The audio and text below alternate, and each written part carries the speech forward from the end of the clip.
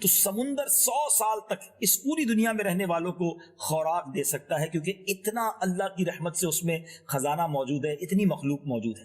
تو اب میں بھی نہیں بتا پا رہا کہ شاید 70 لاکھ کروڑ بحری جانور بن گئے، کیونکہ ہم ملٹی پلائی بائی 10 کرتے جا رہے ہیں۔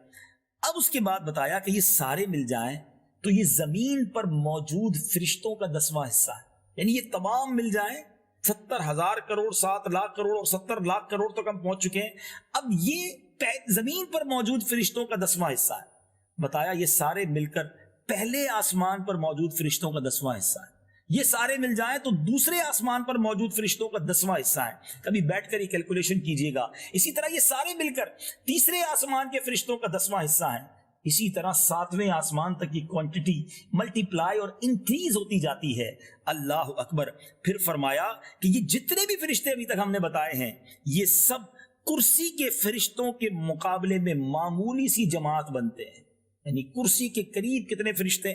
پھر فرمائیے سب عرش کے ایک پردے کے فرشتوں کا 10واں حصہ ہیں، اور عرش کے پردوں کی تعداد 6 لاکھ ہے۔ میں بیان کرتا جا رہا ہوں، لیکن جس کو کہتے ہیں نا کہ انگنت، انکاؤنٹیبل، سمجھ ہی نہیں آ رہا کہ عرب کہوں، خرب کہوں، یا پتہ نہیں اس کے بھی اوپر کوئی فگر ہو، اتنے فرشتے۔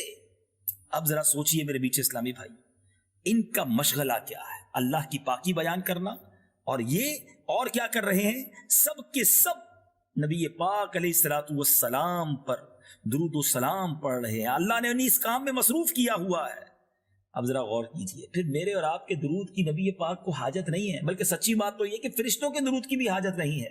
رب کی رحمتیں چھما چھم ان پر برس رہی ہیں۔ یہ تو اللہ کی ہم پر مہربانی ہے کہ ہمیں موقع دیا گیا کہ اللہ بھی درود بھیج رہا ہے، فرشتے بھی درود بھیج رہے ہیں۔ اے ایمان والو، تم بھی شامل ہو جاؤ، ہمیں گویا چانس دیا گیا ہے۔ تو آج یہ پہلے سلسلے میں میں یہ آپ کو عرض کرنا چاہتا ہوں کہ سمجھیے کتنا بڑا شاندار کام ہے درود پاک پڑھنا۔ اب اس